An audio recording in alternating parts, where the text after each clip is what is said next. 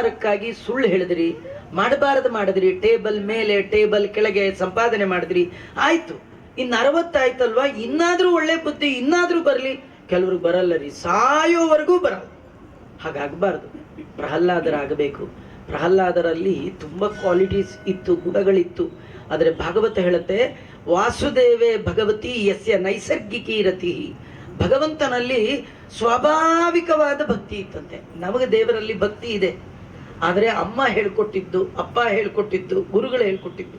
ನಮಗೆ ಈ ಭಕ್ತಿ ಹುಟ್ಟಿದ ಮೇಲೆ ಬಂದದ್ದು. ಪ್ರಹ್ಲಾದ ರಾಜರಿಗೆ ಹುಟ್ಟಿದ ಮೇಲಲ್ಲ, ಹುಟ್ಟಿನ ಒಟ್ಟಿಗೆ ಬಂದದ್ದು. ಯಾವುದು ಹುಟ್ಟಿನ ಒಟ್ಟಿಗಿದೆ ಸುಟ್ಟರು ಹೋಗಲ್ಲ. ನಮಗೆ ಹುಟ್ಟಿನ ಒಟ್ಟಿಗಿಲ್ಲ, ಆದ ಕಾರಣ ಸುಡಕ್ ಮುಂಚೆ ಹೋಗ್ಬಿಡುತ್ತೆ. ಮದ್ಯ ಬಂದಿದ್ದೆಲ್ಲ ಮದ್ಯ ಹೋಗ್ಬಿಡತ್ರಿ. ಮದ್ಯ ಬಂದದ್ದು ಹಲ್ಲು, ಹುಟ್ಟದಾಗಿರ್ಲಿಲ್ಲ, ಇತ್ತ ಇಲ್ಲ, ಹೋಗುವಾಗೂ ಇರಲ್ಲ. ಟಾರ್ಚ್ ಹಾಕಿ ನೋಡಿದ್ರು ಒಂದೂ ಇರಲ್ಲ. ಕೆಲವರಿಗೆ ಏನೋ ಕೆಲವರು ಉಳಿಸ್ಕೊಂಡಿರ್ತಾರೆ, ಪುಣ್ಯಾತ್ಮರು ಅಲ್ವಾ. ಸಾಮಾನ್ಯ ಈ ಮದ್ಯ ಯಾವುದು ಬರುತ್ತೆ ಅದು ಮಧ್ಯದಲ್ಲೇ ಹೋಗುತ್ತೆ.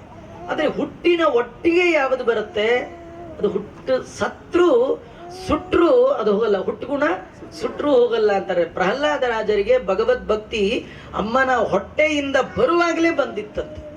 ಹಾಗಾದ್ರೆ ನಾವು ಇಂಥ ಭಕ್ತಿಯನ್ನ ಸಂಪಾದನೆ ಮಾಡಬೇಕು. ಇದು ಪ್ರಹ್ಲಾದ ರಾಜರು. ಆ ಪ್ರಹ್ಲಾದ ದೇವರನ್ನ ಎಲ್ಲಿಂದ ಕರೆದ? ಕಂಬದಿಂದ ಕರೆದ. ನಾವು ಡಿಂಬದಿಂದ ಕರೆದರೆ ಬಿಂಬರೂಪಿಯಾದ ಸಿಂಹರೂಪನಾದ ಭಗವಂತನನ್ನ ಒಳಗೆ ನೋಡ್ಲಿಕ್ಕೆ ಸಾಧ್ಯ. ಅಂತರಂಗದೊಳಗೆ ಹರಿಯ ಕಾಣದವ ಹುಟ್ಟು ಕುರುಡನು. ನಾವು ದೇವರನ್ನ ಎಲ್ಲಿ ನೋಡ್ಬೇಕು? ಹೊರಗಲ್ಲ, ಕಂಬದ ಒಳಗೆ. ನೀವೆಲ್ಲ ಉಡುಪಿ ಕೃಷ್ಣನ್ ನೋಡಿದಿರಿ. ಉಡುಪಿ ಕೃಷ್ಣನ್ನ ಅದು 9 ನವಗ್ರಹ ಕಿಂಡಿ ಅಂತ, 9 ಹೋಲ್ಸ್ ಅಲ್ವಾ. ಅದರ ಒಳಗಿಂದ ನೋಡಿದ್ರೆ ಒಳಗೆ ಕೃಷ್ಣ ಇದ್ದಾನೆ. 9 ಹೋಲ್ಗಳಿಂದ ನೋಡ್ಬೇಕಂತ. ಹಾಗಾದ್ರೆ ಇದೇ 9 ಹೋಲ್ ಇರುವ ದೇವರ ಮನೆ ಇದೆ. ಉಪನಿಷತ್ತುಗಳಲ್ಲಿ ಭಾಗವತಗಳಲ್ಲಿ ನವದ್ವಾರ 9 ರಂಧ್ರಗಳಿದೆಯಂತೆ. ಇದು 2 ನೀರು ಬರೋದು, ಕಣ್ಣೀರು 2, 4, 6, 7 ಗುದ ಉಪಸ್ಥ 9. ಈ 9 ಬಾಗಿಲಿರುವ ದೇವಸ್ಥಾನ ಇದು. ಈ ಬಾಗಿಲ ಒಳಗೆ, ಹೊರಗಲ್ಲ. ನಾವು ಬರೀ ಹೊರಗೆ ನೋಡ್ತಾ ಇದ್ದೀವಿ, ಒಳಗೆ ನೋಡ್ಬೇಕು. ಒಳಗೆ ನೋಡಿದ್ರೆ ಯಾರು ಕಾಣ್ತಾರೆ? ಕೃಷ್ಣ ನರಸಿಂಹ ಕಾಣ್ತಾನೆ. ಕಾಣಬೇಕಾದ್ರೆ ಪ್ರಹ್ಲಾದ ರಾಜರು ಭಕ್ತಿಯಿಂದ ಕರೆದರು. ಕಂಬದಿಂದಲೇ ಭಗವಂತ ಬಂದ. ಸತ್ಯಂ ವಿಧಾತು ನಿಜ ಭೃತ್ಯ ಭಾಷಿತಂ ಅಂತೆಲ್ಲ ಮುಂದೆ ವರ್ಣನೆ ಮಾಡ್ತಾ ಇದ್ದಾರೆ. ಇಂತಹ 4 ಜನರ ಕಥೆ. ಹಾಗಾದ್ರೆ ಇದು ಇರ್ರೆಲವೆಂಟ್ ಅಲ್ಲ, ನಮಗೆ ಸಂಬಂಧಪಟ್ಟ ಕಥೆ. ಇದನ್ನ ಯಥಾಶಕ್ತಿ ಯಥಾಮತಿ ಹೇಳುವ ಪ್ರಯತ್ನ. ಅದು ರಾಜ ಪರೀಕ್ಷಿತ ಶುಕಾಚಾರ್ಯರನ್ನ ಒಂದು ಪ್ರಶ್ನೆ ಮಾಡಿದ. ದೇವರು ಎಲ್ಲರಿಗೆ ಸಮ ಅಲ್ವಾ? ದೇವರಿಗೆ ಹೆಸರು ಸಮ. ಈ ಮಾತಾಡುವ ಕೆಲವರಂತ ದೇವ್ರಿಗೆ ಎಲ್ಲರಿಗೂ ಒಂದೇ ರೀ, ದೇವ್ರು ಎಲ್ಲರಿಗೂ ಒಂದೇ ರೀ ಅಂತಾರೆ. ಏನು ಒಂದೇ ಮೀನ್ಸ್ ಏನು? ವಿಷ್ಣು ಸಹಸ್ರನಾಮದಲ್ಲಿ ದೇವ್ರಿಗೆ ಹೇಳುವಾಗ ಸಮಾತ್ಮ ಸಂಮಿತ ಸಮಃ. ದೇವ್ರಿಗೆ ಏನು ಹೆಸರು? ಸಮಃ. ಸಮ ಅಂದ್ರೆ ಸಾಧನೆ ಮಾಡಲಿಕ್ಕೆ ಎಲ್ಲರಿಗೆ ದೇವರು ಈಕ್ವಲ್ ಆಪರ್ಚುನಿಟಿ ಕೊಟ್ಟಿದ್ದಾನೆ. ಸಾಧನೆ ಮಾಡಬೇಕು ಅಂತ ಎಲ್ಲರಿಗೆ 2 ಕಣ್ಣು, ಎಲ್ಲರಿಗೆ 2 ಕಿವಿ, ಎಲ್ಲರಿಗೆ 2 ಕೈ, 2 ಕಾಲು, 1 ತಲೆ, ಒಂದಿಷ್ಟು ಮೆದ್ಲು ಎಲ್ಲರಿಗೆ ಕೊಟ್ಟಿದ್ದಾನಲ್ವಾ? ಇಲ್ಲ ಸರ್, ನಮ್ಗೊಂದು ಇಬ್ರಿಗೆ ಮೆದ್ಲೆ ಕೊಟ್ಟಿಲ್ಲ, ಕಣ್ಣೆ ಕೊಟ್ಟಿಲ್ಲ, ಹಂಗೇನ್ ಮಾಡಿಲ್ಲಲ್ಲ, ಎಲ್ಲರಿಗೆ ಕೊಟ್ಟಿದ್ದಾನೆ. ಅಪ್ಪ 4 ಜನ ಮಕ್ಕಳಿಗೂ 30 ರೂಪಾಯಿ ಕೊಟ್ಟಿರ್ತಾನೆ ಪಾಕೆಟ್ ಮನಿ. ಕೆಲವು ಮಕ್ಕಳು ಒಂದೇ ದಿನ ಉಡಾಯಿಸ್ಬಿಡುತ್ತೆ. 29 ದಿನ ಲಾಟ್ರಿ. ಆ ಕೊಟ್ಟಪ್ಪನ್ನೇ ಬಾಯಿಗೆ ಬಂದಂಗೆ 29 ದಿನ ಅರ್ಚನೆ. ನೀನೇನ್ ಮಹಾ, ನೀನೇನ್ ಮಹಾ, ನೀನೇನ್ ನಿಮ್ಮ ಅಪ್ಪ ಏನ್ ಮಹಾ ಬೈಯೋದು. ಇಂಥ ದುರ್ಗುಣದ ಮಕ್ಕಳು ಕೆಲವರು. ಆದ್ರೆ ಕಣ್ಣು ಕೈ ಕಾಲು ಕಿವಿ ಕೊಟ್ಟದ್ದನ್ನ ಸರಿಯಾಗಿ ಯೂಸ್ ಮಾಡೋರು ಕೆಲವರು. ಆದ್ರೆ ದೇವರಿಗೆ ಈ ಮಗ ಬೇರೆ ಆ ಮಗ ಬೇರೆ ಅಂತಿಲ್ಲ. ಎಲ್ಲರೂ ಹೆತ್ತ ತಾಯಿಗೆ 10 ಮಕ್ಕಳಿದ್ದರೂ ತಾಯಿಯ ನೋಟ ಮಾತ್ರ ಒಂದೇ ಇರತ್ರಿ ಅಲ್ವಾ? ತಾಯಿಗೆ ಆ ಮಗು ಬೆಳ್ಳಗಿದೆ, ಇದು ಕರ್ರಗಿದೆ, ಹೆಗ್ಗಣ ಇದ್ದಂಗೆ ಅನ್ನತ್ತ ಇಲ್ಲ. ಹೆತ್ತವ್ರಿಗೆ ಏನ್ ಮುದ್ದು? ಹೆಗ್ಗಣ ಕೂಡ ಮುದ್ದಂತೆ. ಇನ್ ಬರೀ ಮುದ್ ಕೃಷ್ಣನ ಇದ್ರಿ ಇನ್ನೆಟ್ ಮುದ್ದೇಶ್ವರ ಅದು ಅಲ್ವಾ? ಆದ್ರಿಂದ ತಾಯಿ ಹೇಗೆ ಒಂದೇ ದೃಷ್ಟಿಯಿಂದ ಮಕ್ಕಳನ್ನ ನೋಡ್ತಾಳೋ ಹಾಗೆ ತಾಯಿ ಯೋನ ಪಿತಾ ಜನಿತ ಯೋ ವಿಧಾತ ಮಾತೃದೇವೋ ಭವ. ಆ ಭಗವಂತ ನಮ್ಮೆಲ್ಲರಿಗೆ ಸಮ ಅಲ್ವಾ? ದೇವರೆಲ್ಲರಿಗೆ ಸಮ ಅಲ್ವಾ? ಈ ಗುಣದ ಬಗ್ಗೆ ಪರೀಕ್ಷಿತ ಮಹಾರಾಜರಿಗೆ ಡೌಟ್ ಬಂತಂತೆ. ಶುಕಾಚಾರ್ಯನ ಕೇಳ್ತಾರೆ, ಶುಕಾಚಾರ್ಯ ದೇವರು ಎಲ್ಲರಿಗೆ ಸಮ ಅಂತೀರಿ, ನಂಗೆ ಯಾಕೋ ಡೌಟ್. ಯಾಕೆ? ಅಲ್ಲ, ನಿಮ್ಮ ದೇವರು ಮತ್ಸ್ಯ ಕೂರ್ಮ ವರಾಹ ನರಸಿಂಹ ಎಲ್ಲ ಬಂದಲ್ಲ, ಬಂದಾಗೆಲ್ಲ ಏನ್ ಮಾಡ್ದ? ಪರಿತ್ರಾಣಾಯ ಸಾಧೂನಾಂ ವಿನಾಶಾಯ ಚ ದುಷ್ಕೃತಾಂ. ಅವನು ಬಂದಾಗೆಲ್ಲ ಮಾಡಿದ್ದಿಷ್ಟೇ ಕೆಲಸ. ದುಷ್ಟರ ಸಂಹಾರ, ಸಜ್ಜನರ ಉದ್ಧಾರ. ದುಷ್ಟರು ಅಂದ್ರೆ ರಾಕ್ಷಸರು, ಸಜ್ಜನರು ಅಂದ್ರೆ ದೇವತೆಗಳು. ಆ ದೇವತೆಗಳಲ್ಲಿ ಇಂದ್ರ, ಒಬ್ಬ ಇಂದ್ರನ ಸಲುವಾಗಿ ದೇವರು ಅನೇಕ ಬಾರಿ ಭೂಮಿಯಲ್ಲಿ ಬಂದು ದೈತ್ಯರ ಸಂಹಾರ ಯಾಕೆ ಮಾಡ್ತಾನೆ? ನನ್ನ ಪ್ರಕಾರ ದೇವರಿಗೆ ದೈತ್ಯರನ್ನ ಕಂಡ್ರೆ ಆಗೋಲ್ಲ, ದೇವತೆಗಳ ಕಂಡ್ರೆ ಭಾರಿ ಫ್ರೆಂಡ್ಶಿಪ್. ಇದು ಮಾಡಬಾರ್ದು. ದೇವರೆಲ್ಲರಿಗೂ ಒಂದೇ ಇರ್ಬೇಕು. ಒಂದ್ಸತಿ ಇವನ್ ಹೊಡಿಬೇಕು, ಇನ್ನೊಂದ್ಸತಿ ಅವನ್ ಹೊಡಿ. ಹೀಗೆ ಮಾಡಿದ್ರೆ ದೇವರೆಲ್ಲ ಸಮ ಅಂತ ನಂಗನ್ಸತ್ತೆ. ದೇವರು ವಿಷಮ ಭಾವದವ. ವಿಷಮ ಭಾವ ಅಂದ್ರೆ ನಮಗೆ ಕೆಲವ್ರ ಕಂಡ್ರೆ ಆಗತ್ತೆ, ಕೆಲವ್ರನ್ನ ಕಂಡ್ರೆ ಆಗಲ್ಲ. ಯಾಕಂದ್ರೆ ಮನುಷ್ಯನ ಸ್ವಭಾವನೇ ಹಾಗೆ. ದೇವರು ಹಾಗೆ ಆಗ್ಬಿಟ್ರೆ ದೇವ್ರನ್ನ ಸಮ ಅಂತ ಹೇಗನ್ನೋದು? ದೇವರಿಗೆ ಕೆಲವು ಜಾತಿಯವ್ರನ್ನ ಕಂಡ್ರೆ ಭಾರಿ ಇಷ್ಟ, ಬ್ರಾಹ್ಮಣರು ಅಂದ್ರೆ ಭಾರಿ ಇಷ್ಟ, ಇವ್ರ ಕಂಡ್ರೆ ಆಗಲ್ಲ. ಹೀಗೆಲ್ಲ ಇದೆಯಾ? ಇಲ್ಲ. ಅದನ್ನ ಪ್ರತಿಪಾದನೆ ಮಾಡಲಿಕ್ಕೆ ಹೊರಟದ್ದೇ 7ನೇ ಸ್ಕಂದದ ನರಸಿಂಹದೇವರ ಕಥೆ. ದೇವರು ಜಾತಿ ಮತ ಪಂಥ, ನಿಮ್ ವೇಷ ನಿಮ್ ಭಾಷೆ ನೋಡಿ ನಿಮ್ಮನ್ನು ಉದ್ಧಾರ ಮಾಡೋಲ್ಲ. ನೀವು ದೊಡ್ಡ ದೊಡ್ಡ ನಾಮ ಹಾಕೊಂಡು ತುಳಸಿ ಮಣಿ ಪೀತಾಂಬರ ಉಟ್ಕೊಂಡಿದ್ದೀರ, ಮುಂದೆ ಬನ್ನಿ ಅಂತೇನು ಕರಿಯಲ್ಲ. ನಾವೇ ಮುಖ ನೋಡಿ ಮಣೆ ಹಾಕೋರು ನಾವು. ದೇವರು ಮುಖ ನೋಡಲ್ಲ, ಯೋಗ್ಯತೆ ನೋಡಿ ಮಣೆ ಹಾಕ್ತಾನೆ. ದೇವರು ಪ್ರಾಡಕ್ಟ್ ನೋಡ್ತಾನೆ, ರ್ಯಾಪರ್ ನೋಡಲ್ಲ. ನಮಗೆ ಪ್ರಾಡಕ್ಟ್ ಕಾಣಲ್ಲ, ರ್ಯಾಪರ್ ನೋಡಿ ಮೋಸ ಹೋಗ್ತೀವಿ ಅಲ್ವಾ? ಕೆಲವರು ಅಮೆಝಾನ್ ಒಳಗೆ ಬುಕ್ ಮಾಡಿರ್ತಾರೆ, ತಂದು ಕೊಡ್ತಾನೆ, ಓಪನ್ ಮಾಡೋಂಗಿಲ್ಲಲ್ಲ. ಆಮೇಲೆ ಸೈನ್ ಮಾಡಿ ದುಡ್ಡು ಕೊಟ್ಟೆಲ್ಲ ಹೋದ್ಮೇಲೆ ನೀವು ಓಪನ್ ಮಾಡಿದ್ರೆ ಪ್ರಾಡಕ್ಟೇ ಇರಲ್ಲ. ಏನೋ ಒಂದು ಸಣ್ಣ ಚಾಕ್ಲೇಟ್ ಇಟ್ಟಿರ್ತಾನೆ, ಲಬ ಲಬ ಆಮೇಲೆ ಬಡ್ಕೋಬೇಕು. ನಮಗೆ ಮೇಲಿನ ರ್ಯಾಪರ್ ಕಾಣುವ ಯೋಗ್ಯತೆ ಇದೆಯೇ ವಿನಃ ಒಳಗಿರುವ ಆ ವಸ್ತುವಿನ ಕಾಣುವ ಯೋಗ್ಯತೆ ಇಲ್ಲ ಅಲ್ಲ.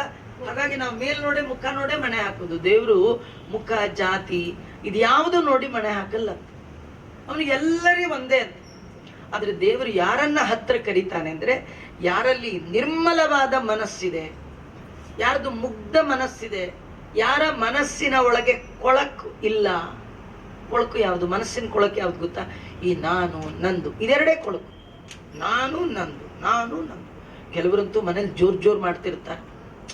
ನಾನು ಒಂದಿನ ಮನೇಲಿ ಇಲ್ದೇ ಇದ್ರೆ ನಿಮ್ಗೆ ಗೊತ್ತಾಗತ್ತೆ ಅಂತಿರ್ತಾರೆ. ಏನ್ ಗೊತ್ತಾಗತ್ರಿ? ಒಂದಿನ ಆಯ್ತು ಅಂತ ಗೊತ್ತಾಗತ್ತೆ, 2 ದಿನ ಆಯ್ತು ಅಂತ ಗೊತ್ತಾಗತ್ತೆ, 10 ದಿನ ಆದ್ಮೇಲೆ ಧರ್ಮೋದಕ ಆಗುತ್ತೆ, 13ನೇ ದಿನ ಉಂಡೆ ತಿನ್ಕೊಂಡು ಮನೆ ಸೇರ್ಕೋತಾರಪ್ಪ. ಏನ್ ಗೊತ್ತಾಗಿದ್ದೇನು?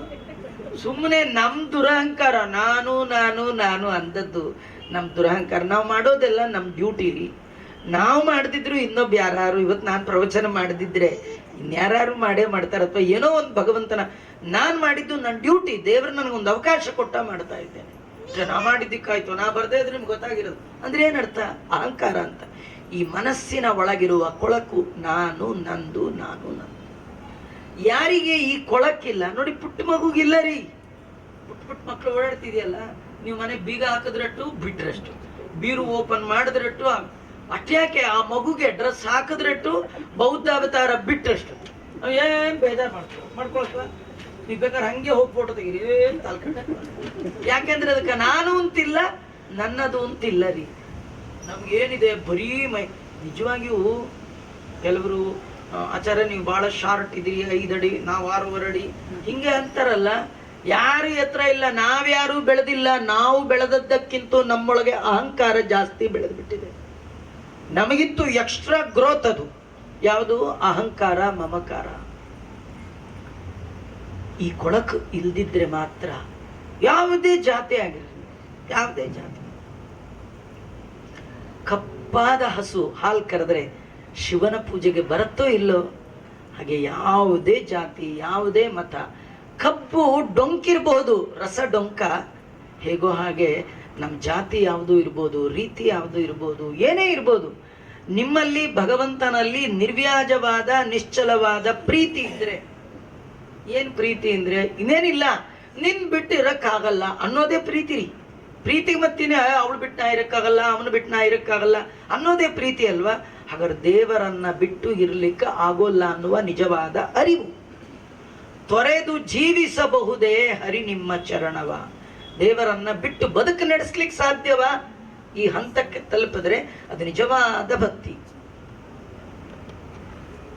ಅದು ಒಂದು ಕತೆ ಹೇಳ್ತೇನೆ, ನಿಂಗೆ ಅರ್ಥ ಆಗುತ್ತೆ ಅಂತ. ಪರೀಕ್ಷಿತ ಮಹಾರಾಜರಿಗೆ ಶುಕಾಚಾರ್ಯರು ಒಂದು ಕತೆ ಹೇಳ್ತಾರೆ. ದೇವರಿಗೆ ಜಾತಿ ಮುಖ್ಯ ಅಲ್ಲ, ನಿಮ್ದು ಮಂತ್ರ ಸ್ತೋತ್ರ ನಿಮ್ಮ ಮೇಲಿನ ಯಾವ ಆಡಂಬರವೂ ದೇವರಿಗೆ ಮುಖ್ಯ ಅಲ್ಲ, ಹೃದಯ ಚೆನ್ನಾಗಿರ್ಬೇಕು. ನಾವೆಲ್ಲ ಮನೆಗೆ ಯಾರೇ ಬಂದ್ರು ಕೈಯೊಳಗೆ ಏನ್ ತಂದಿದ್ದಾರೆ ನೋಡ್ತೇವೆ, ಐಟಮ್ ಏನ್ ತಂದಿದ್ದಾರೆ ಕೈಯೊಳಗೆ ಏನಿದೆ ನೋಡ್ತೇವೆ. ಅವ್ರು ದೊಡ್ಡ ಈ ಮದುವೆ ಮನೆಗೆ ಬರೋರು ದೊಡ್ಡ ಪ್ರೆಸೆಂಟೇಶನ್ ಬಂದ್ಬಿಟ್ರೆ ಬನ್ನಿ ಬನ್ನಿ ಬನ್ನಿ ಕೂತ್ಕೊಳ್ಳಿ ಸರ್, ಯಾಕಂದ್ರೆ ಆ ಪ್ರೆಸೆಂಟೇಶನ್ ಮೇಲೆ ಕಣ್ಣು ನಮ್ದು. ಅವ್ ಕೈಯೊಳಗೆ ಏನ್ ತಂದಿದ್ದಾರೆ. ದೇವಸ್ಥಾನಕ್ಕೆ ಯಾರು ಬಂದ್ರು ದೇವರು ಕೈಯೊಳಗೆ ಏನ್ ತಂದಿದ್ದಾರೆ ನೋಡಲ್ಲ, ಮೈಯೊಳಗೆ ಎಷ್ಟು ಭಕ್ತಿ ಇದೆ ನೋಡ್ತಾನೆ. ನಾವು ಭಕ್ತಿ ಒಂದ್ಬಿಟ್ಟು ಹಾಗೆ ಹೋಗ್ಬಿಟ್ಟಿರ್ತೀವಿ, ಇನ್ನೆಲ್ಲ ಇರುತ್ತೆ ನಮ್ಮ ಹತ್ರ, ಭಕ್ತಿ ಒಂದಿರಲ್ಲ. ಎಲ್ಲೋ ನೋಡ್ಕೊಂಡು ಯಾರ ಜೊತೆನೋ ಮಾತಾಡ್ಕೊಂಡು ಇದೆಲ್ಲ ದೇವಲ್ಲನೋ ಹರಿಕೊಳ್ಳನೋ ಭಗವಂತ ಸ್ವೀಕಾರ ಮಾಡೋಲ್ಲ. ಭಗವಂತನಿಗೆ ಭಕ್ತಿ ಮುಖ್ಯ, ಮಿಕ್ಕ ಯಾವುದೂ ಮುಖ್ಯ ಅಲ್ಲ ಅನ್ಲಿಕ್ಕೆ ಒಂದು ಕತೆ ಹೇಳ್ತೇನೆ ಅಂತ ಹೇಳಿ. ಪರೀಕ್ಷಿತ, ನಿಮ್ಮ ತಾತಂದಿರು ಪಾಂಡವರು, ನಿಮ್ಮ ತಾತಂದರು ಪಾಂಡವರು. ಯಾಕಂದ್ರೆ ಈ ಪರೀಕ್ಷಿತನ ತಂದೆ ಅಭಿಮನ್ಯು, ಅಭಿಮನ್ಯುವಿನ ತಂದೆ ಅರ್ಜುನ. ಅರ್ಜುನ ಅಂದ್ರೆ ಯಾರು? ಪಾಂಡವ, ಮಧ್ಯಮ ಪಾಂಡವ. ನಿಮ್ಮ ತಾತಂದರು ಪಾಂಡವರು. ಅವರು ರಾಜಸೂಯ ಯಾಗ ಮಾಡಿದ್ರು. ಆ ಯಾಗದಲ್ಲಿ ಅಗ್ರ ಪೂಜೆ ಯಾರಿಗೆ? ಅದೇನಂದ್ರೆ ಈ ಫಂಕ್ಷನ್ ಬಂದವ್ರಿಗೆ, ಫಂಕ್ಷನ್ ಮುಗಿಸ್ಕೊಂಡು ಹೋಗುವಾಗ ಅವ್ರಿಗೊಂದು ಪ್ರೆಸೆಂಟೇಶನ್ ಕೊಡ್ತೇವೆ, ಅಥವಾ ಈ ಪುಣ್ಯ ವಾಚನೆ ಮಾಡುವಾಗ ಗುರು ಹಿರಿಯರಿಗೆ ಪಾದ ಪೂಜೆ, ಇದಕ್ಕೆ ಅರ್ಘ್ಯ ಪೂಜೆ ಅಥವಾ ಅಗ್ರ ಪೂಜೆ ಅಂತ ಕರೀತಾರೆ. ಯಾರಿಗೆ ಮಾಡಬೇಕು ಅಂತ ಅಲ್ಲೊಂದು ಪ್ರಶ್ನೆ ಬಂತು. ಅವಾಗ ಭೀಷ್ಮಾಚಾರ್ಯ ಅವರು ಓಲ್ಡೆಸ್ಟ್ ಮ್ಯಾನ್, ಅವರು ಗುರುವೃದ್ಧ ಪಿತಾಮಹ, ಇಡೀ ಆ ಕೌರವರ ಫ್ಯಾಮಿಲಿ ಒಳಗೆ ಅತಿ ಓದಿಕೊಂಡವರು ಈ ಭೀಷ್ಮಾಚಾರ್ಯರು. ಅವ್ರನ್ನ ಕೇಳಿದ್ರು, ತಾತ ಯಾರಿಗೆ ಮಾಡಿ? ಭೀಷ್ಮಾಚಾರ್ಯ ಏನನ್ಬೇಕು? ನಿಮ್ ತಾತ ಅನ್ನಂಗ್ ಮಾಡ, ಇನ್ಯಾರಿಗೆ ಯಾಕೆ ಮಾಡ ಅನ್ಬೇಕಲ್ಲ. ಅವ್ರು ಹಂಗಂದಿಲ್ಲ. ಅವ್ರು ಯಾರನ್ನು ತೋರಿಸಿದ್ರು ಅಂದ್ರೆ ದನ ಕಾಯೋ ಕೃಷ್ಣನ್ ತೋರಿಸಿದ್ರು. ಆ ಗೊಲ್ಲ ಕೃಷ್ಣನಿಗೆ ಮಾಡು. ಕೃಷ್ಣ ಸಾಮಾನ್ಯ ಅಲ್ಲ, ಅಖಿಲಾಂಡ ಕೋಟಿ ಬ್ರಹ್ಮಾಂಡ ನಾಯಕ. ತನ್ನ ಇಚ್ಛೆಯಿಂದ ನಮೋ ಬ್ರಹ್ಮಣ್ಯ ದೇವಾಯ ಗೋ ಬ್ರಾಹ್ಮಣ ಹಿತಾಯ, ಗೋವುಗಳ ರಕ್ಷಣೆಗಾಗಿ ಭೂಮಿಯಲ್ಲಿ ಅವತರಿಸಿ ಬಂದಿದ್ದಾನಪ್ಪ. ನಿನ್ನ ಎಲ್ಲ ಆಪತ್ತಿಗೆ ಆಗುವ ನಿಜವಾದ ನೆಂಟ ಕೃಷ್ಣ, ಅವನಿಗೆ ಮಾಡು ಪಾದ ಪೂಜೆ ಎಂದಾಗ ಅವನು ಆಗಲಿ ಅಂತ ಅಂದ. ಅಷ್ಟಕ್ಕೆ ಅಲ್ಲೊಬ್ಬ ಮೂಲೆಯಲ್ಲಿ ಕೂತವನು ಎದ್ದು ನಿಂತುಬಿಟ್ಟ.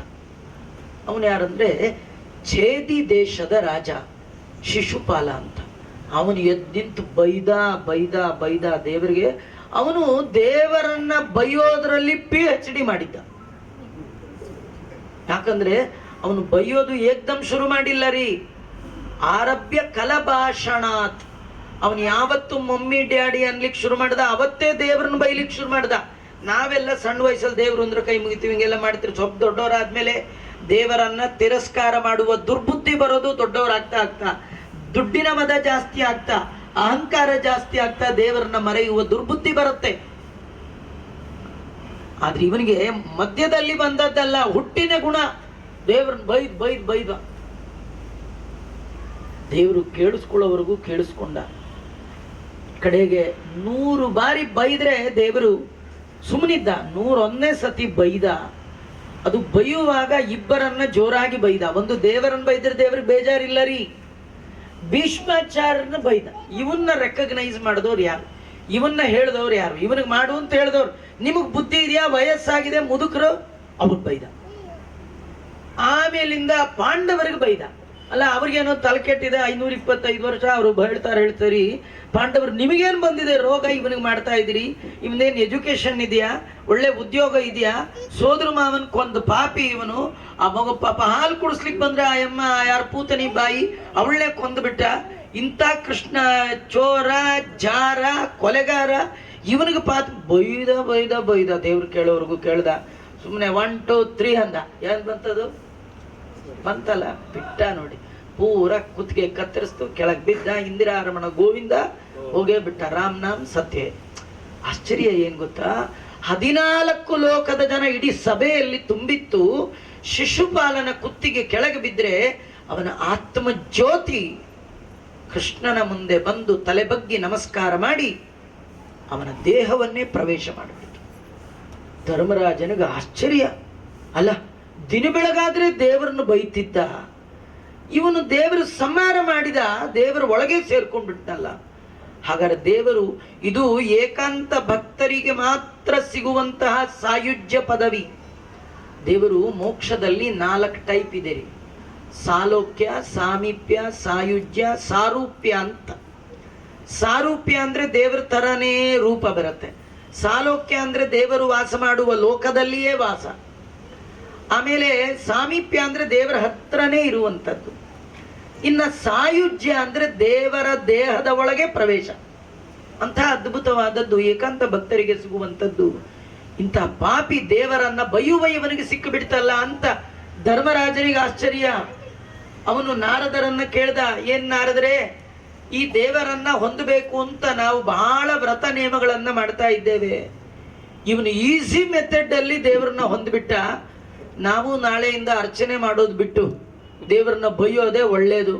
ಇನ್ನೇನಿಲ್ಲ, ಬೈಯೋದಕ್ಕೇನು ಹೆಚ್ಚಿಲ್ಲ ರೀ.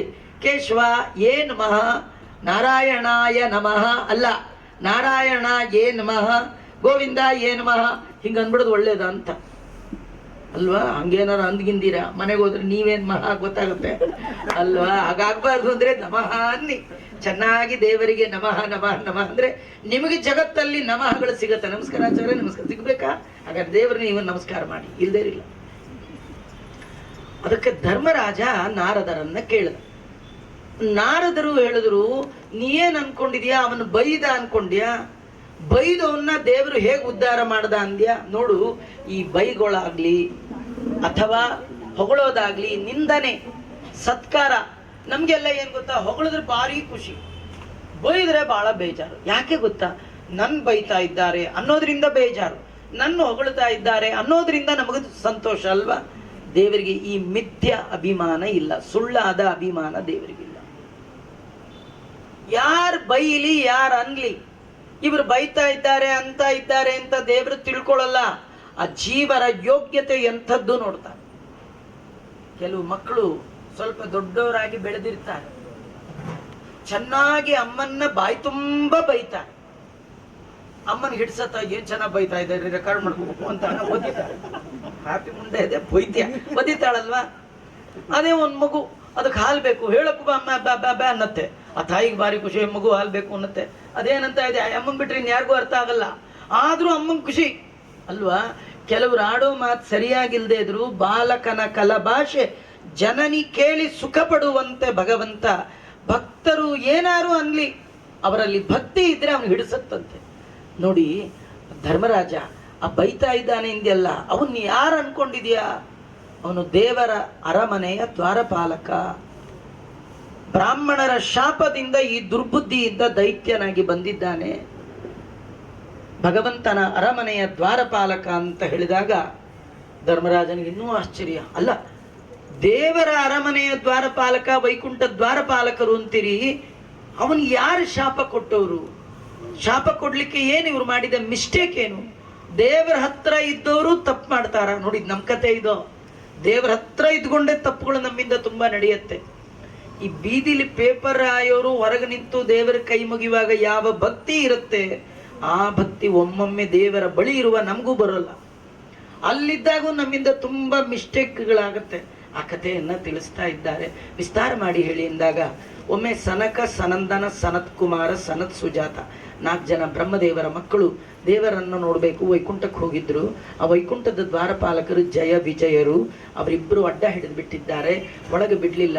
ಆಗ ಬ್ರಾಹ್ಮಣರು ಶಾಪ ಕೊಟ್ಟಿದ್ದಾರೆ, ದೇವರ ದರ್ಶನ ಕಡ್ಡಿ ಮಾಡಿದ ನೀವು ರಜೋಗುಣದಿಂದ ಭೂಯಿಷ್ಠರಾಗಿದ್ದೀರಿ, ದೇವರ ದರ್ಶನಕ್ಕೆ ಹೀಗೆ ತೊಂದರೆ ಮಾಡಬಾರ್ದು, ಇಂಥ ದುರ್ಬುದ್ಧಿ ಇರುವ ನೀವು ದೇವರ ಮನೆ ಬಾಗ್ಲಲ್ಲಿ ಇರಲೇಬಾರದು.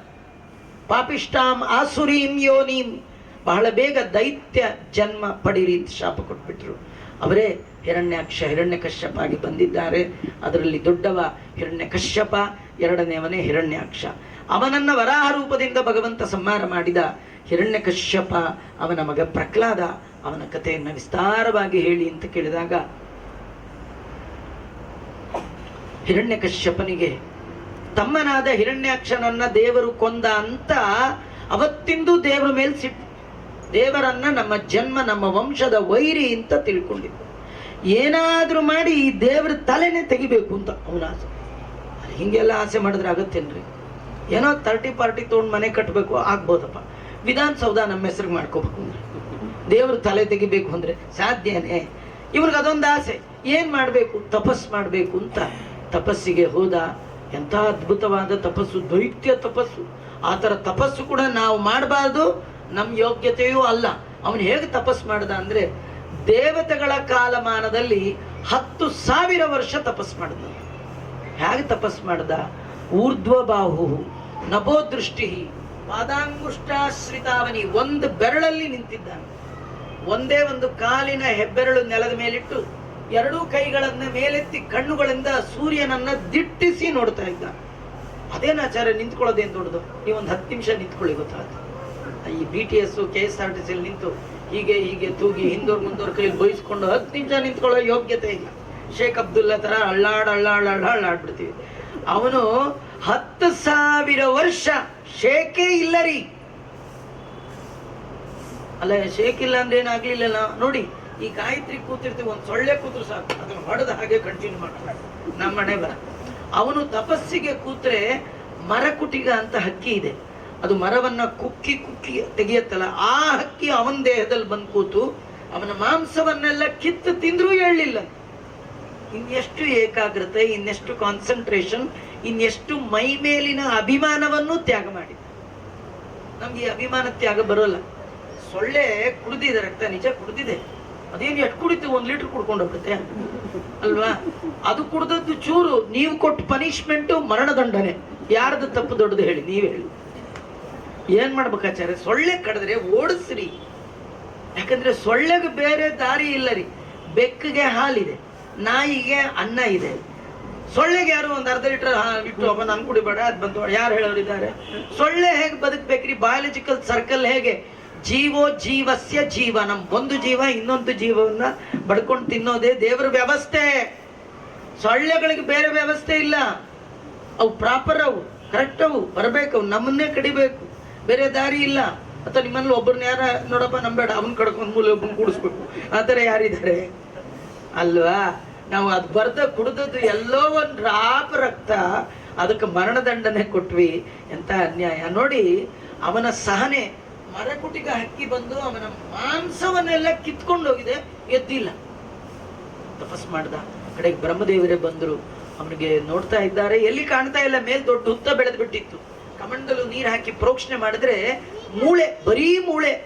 ಪ್ರಾಣಾಹ ಅಸ್ಥೀಷು ಶೇರತೆ. ಆಗಿನ ಕಾಲದಲ್ಲಿ ಮೂಳೆ ಇರೋವರೆಗೂ ಬದುಕೋರಂತೆ, ಮೂಳೆ ಇರೋವರೆಗೂ ಬದುಕೋರಂತೆ. ಈಗ ಕಾಫಿ ಇರೋವರೆಗೂ ಬದುಕಿರ್ತಾರೆ. ಕಾಫಿ ಇಲ್ವಾ? ಕೇಳೇ ಹೋಗ್ತಾರೆ. 2 ದಿವಸ ಕಾಫಿ ಅಲ್ಲ, ಇಲ್ಲ ಅಂದ್ರೆ ಇಲ್ಲ ಅಲ್ಲ, ಒಂದು ಅರ್ಧ ಗಂಟೆಯಲ್ಲಿ ಅಂತ ಇನ್ನೊಂದ್ ಸ್ವಲ್ಪ ಅಟಾಕ್ ಆದ್ರೂ ಹಾಗೆ ಬಿಡುತ್ತೆ. ಇಷ್ಟು ನಮ್ದು ಕಾಫಿಗತ ಪ್ರಾಣ. ನಿಜವಾಗಿ ಕಲಿಯುಗದಲ್ಲಿ ಅನ್ನಗತ ಪ್ರಾಣ, ರಕ್ತಗತ ಪ್ರಾಣ, ಮಾಂಸಗತ ಪ್ರಾಣ, ಅಸ್ಥಿಗತ ಪ್ರಾಣ, ಕೃತತ್ರೇತ ದ್ವಾಪರ ಕಲಿ. ಈ ಕಲಿಯುಗದಲ್ಲಿ ಅಡ್ವಾನ್ಸ್ ಆಗ್ತಾ ಆಗ್ತಾ ಈಗ ಕಾಫಿಗತ ಪ್ರಾಣ. 1 ಲೋಟ ಕಾಫಿ ಕೊಟ್ಬಿಡಿ ಸಾಕಂತಿರ್ತಾರೆ, ಬದುಕಿರ್ತೀನಿ ಏನ್ ತೊಂದ್ರೆ. ಡೈಲಿ 1 ಲೋಟ ಕಾಫಿ ಕೊಡಿ, ಬಾಗ್ಲು ಹಾಕೊಂಡು ಹೋಗ್ತಾ ಇರ್ವಿ, 1 ತಿಂಗಳು ಬಿಟ್ಟು ಬಂದು ನೋಡಿ ಬದುಕೇ ಇರ್ತೀನಿ ಹಿಂಗೆಲ್ಲ ಅಂತಾರಲ್ಲ. ಅವನಿಗೆ ಪ್ರಾಣ ಮೂಳೆ ಒಳಗಿತ್ತು. ಬ್ರಹ್ಮದೇವರು ಕಮಂಡಲು ಹಾಕಿದ್ರು, ಬರೀ ಮೂಳೆ ಚಕ್ಳ. ಮತ್ತೊಮ್ಮೆ ಪ್ರೋಕ್ಷಣೆ ಮಾಡಿದ್ರೆ ವಜ್ರ ಸಂಹನನೋ ಯುವ, ಅದ್ಭುತವಾದ ದೇಹ ಬಂದುಬಿಡ್ತು.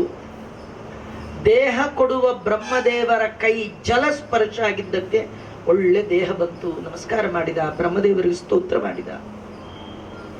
ಬ್ರಹ್ಮದೇವರಂದ್ರು, ಉತ್ತಿಷ್ಟೋತ್ತಿಷ್ಟ ಭದ್ರಂತೆ ತಪಸ್ಸಿದ್ದೋಸಿ ಕಾಶ್ಯಪ ವರದೋಹಂ ಅನುಪ್ರಾಪ್ತೋ. ಏನ್ ಬೇಕು ಕೇಳು, ನೀ ಏನ್ ಕೇಳಿದ್ರು ವರ ಕೊಡ್ತೇನೆ. ಎಂತ ಅದ್ಭುತ! ನೈತತ್ ಪೂರ್ವಂ, ನಿನ್ನ ಹಾಗೆ ಹಿಂದೆ ಯಾರು ಮಾಡ್ಲಿಲ್ಲಪ್ಪ. ಈ ತರ ತಪಸ್ ಮಾಡಿದವ್ರು ನೋಡೇ ಇಲ್ಲ ಅಂದ್ಬಿಟ್ಟು. ಏನ್ ಬೇಕು ನೀ ಕೇಳು, ಕೇಳಿದ ವರ ಕೊಡ್ಲಿಕ್ಕೆ ಬಂದಿದ್ದೇನೆ. ಹಿರಣ್ಯಕಶ್ಯಪ ಅಂದ, ನೀವು ವರ ಕೊಡಕ್ ಬಂದಿದ್ದೀರಲ್ವಾ? ಡೌಟ್ ಇವ್ನಿಗೆ. ಕೊಡ್ತೀನಿ ಅಂದ್ರು ಬಂದು ಡೌಟೇ. ಅಂದ್ರೆ ಸಂಶಯಾತ್ಮ ವಿನಶ್ಯತಿ. ಇವ್ನು ಡೌಟ್ ಫೆಲೋ. ಕೇಳ್ತಾ, ನೀವು ವರ ಕೊಡೋದಾದ್ರೆ ನನಗೆ ನೀವು ಸೃಷ್ಟಿ ಮಾಡಿದ ಯಾವುದರಿಂದ ಮೃತ್ಯುರ್ಮಾಭೂತ್ ಮಮ ಪ್ರಭೋ ತ್ವದ್ಭಿ ಸೃಷ್ಟೇಭ್ಯ ಮೃತ್ಯುರ್ಮಾಭೂತ್ ಮಮ ಪ್ರಭೋ. ನಿನ್ನಿಂದ ಸೃಷ್ಟಿಯಾದ ಯಾವುದರಿಂದಲೂ ನಂಗೆ ಸಾವು ಬರಬಾರ್ದು ಅಂತ ಬ್ರಹ್ಮದೇವರು ತಥಾಸ್ತು ಅಂದ್ಬಿಟ್ರು. ಇವನಿಗೆ ಸ್ವಲ್ಪ ಡೌಟ್, ಇಲ್ಲೇನೋ ತಥಾಸ್ತು ಅನ್ನೋದು. ವಾಪಸ್ ಊರಿಗೆ ಹೋಗಿ ಅಲ್ಲಿಂದ ಮೆಸೇಜ್ ಮಾಡಿ ಮೇಕ್ ಇಟ್ ಕರೆಕ್ಷನ್, ಇದನ್ನ ಕೊಡೋ ಹಾಗಿಲ್ಲಂತೆ, ಸ್ವಲ್ಪ ಅಮೆಂಡ್ಮೆಂಟ್ ಹಿಂಗೆಲ್ಲ ಅಂದ್ಬಿಟ್ರೆ ಅದಕ್ಕೆ ಈಗಲೇ ಎಲ್ಲ ಕ್ಲಿಯರ್ ಮಾಡ್ಕೊಂಡು ಬಿಡ್ಬೇಕು. ಬ್ರಹ್ಮದೇವರೇ, ನಾ ಏನು ವರ ಕೇಳದೆ ಗೊತ್ತಾಯ್ತಾ? ಅದೇಪ್ಪ, ಸಾವು ಬೇಡ. ಸಾವು ಬೇಡ ಅಂದ್ರೆ ಒಳಗೆ ಬೇಡ, ಹೊರಗೆ ಬೇಡ, ಮೇಲ್ ಬೇಡ, ಕೆಳಗೆ ಬೇಡ, ಹಗಲು ಬೇಡ, ರಾತ್ರಿ ಬೇಡ, ಅಸ್ತ್ರದಿಂದ ಬೇಡ, ಶಸ್ತ್ರದಿಂದ. ಇದು ಅವನ ಕತೆ ಅಲ್ಲ ರೀ, ನಮ್ಮ ಕತೆ. ಅವನ ಕತೆ ಅಲ್ಲ. ಯಾರ ಕತೆ ಇದು? ನಮ್ಮ ಕತೆ. ಯಾಕೆ ಗೊತ್ತಾ? ನೀವೆಲ್ಲ ಫಂಕ್ಷನ್ ಎಲ್ಲ ಮುಗೀತು, ಒಂದು 2-3 ದಿನ ಬಿಟ್ಟು ವಾಕಿಂಗ್ ಹೋಗಿದ್ರಿ, ಯಾರೋ ಪೇಪರ್ನವ್ರು ಬಂದು ಮೈಕ್ ಮುಂದೆ ಹಿಡ್ದು ನೀವು ಹೇಗೆ ಸಾಯ್ಬೇಕು ಅಂದ್ಕೊಂಡಿದ್ದೀರಿ? ಒಳಗ ಹೊರಗ, ಮೇಲ ಕೆಳಗ, ಗುಂಡೇಟ್ ಹೊಡೆದು ಸಾಯಿಸ್ಬೇಕ, ಚಾಕು ಏನ್ ಕೇಳಿದ್ರೆ ನಾವೇನು ಆನ್ಸರ್ ಏನಾರು ಇದೆಯಾ? ಇಲ್ಲ ಅಲ್ಲ, ನಾವೇ ಹಿರಣ್ಯಕಶಿಪು ರಿಯಲಿ. ಅವನಿಗೆ ಧೈರ್ಯ ಕೇಳಲಿಕ್ಕೆ ಒಂದು ಆಪರ್ಚುನಿಟಿ, ನಮಗೆ ವರ ಕೇಳಲಿಕ್ಕೆ ಆಪರ್ಚುನಿಟಿ ಇಲ್ಲ, ನಮ್ಗೆ ಆ ಧೈರ್ಯವೂ ಇಲ್ಲ, ಗೊತ್ತೇ ಇಲ್ಲ, ಹೋಗೇ ಬಿಡ್ತೀವಿ. ಕೆಲವರು ಯಾರೋ ಫೋನ್ ಮಾಡ್ತಾರೆ, ಅವ್ರು ಹೋಗ್ಬಿಟ್ರು, ಹೌದಾ ಗೊತ್ತೇ ಆಗ್ಲಿಲ್ಲ ಅಂತಾರೆ. ಅಲ್ಲಿ ಫೋನ್ ಮಾಡಿ ಹೋಗ್ಬೇಕೆ? ಗೊತ್ತೇ ಆಗ್ಲಿಲ್ಲ ಅಂದ್ರೆ ಗೊತ್ತಾಗತ್ತೆ ಹಾಗೆ? ಹೋದವನಿಗೆ ಗೊತ್ತಾಗಲ್ಲ ರೀ, ಬೇರೆಯವ್ರಿಗೆ ಹೋಗ್ಬರಲ್ಲ ಸರ್, ಹೋಗ್ಬರಲ್ಲ ಸರ್ ಅಂತ ಹೇಳ್ಕೊಂಡು ಹೋಗಕ್ಕಾಗತ್ತಾ? ಫೋನ್ ಏನ್ ಮಾಡಕ್ಕಾಗತ್ತಾ? ಅವೆಲ್ಲ ಕಟ್ಲೆ ತುಂಬಿದ ಮೇಲೆ ಕ್ಷಣ ಮಾತ್ರ ಇರಲಿಲ್ಲ. ಹುಟ್ಟು ಸಾವು ಎರಡು ಅವನ ಕೈಯಲ್ಲಿದೆ, ನಮ್ಮ ಕೈಯಲ್ಲಿಲ್ಲ. ಹುಟ್ಟು ಉಚಿತ ಆದ್ಮೇಲೆ ಸಾವೆಲ್ಲ ಖಚಿತ. ಅದು ಭಗವದ್ಗೀತೆ ಮಾತ್ರ. ಅದು ಜಾತಸ್ಯ ಧ್ರುವೋ ಹಿ ಮೃತ್ಯು, ಹುಟ್ಟಿದವರೆಲ್ಲ ಒಂದಿನ ಸಾಯಲೇಬೇಕು. ಅಂತ ಸಾವು ನನಗೆ ಬೇಡ ಅಂತ ಬೇಡಿದ ಯಾರು? ಹಿರಣ್ಯಕಶ್ಯಪ. ಬ್ರಹ್ಮದೇವರು ತಥಾಸ್ತು ಅಂದ್ರು.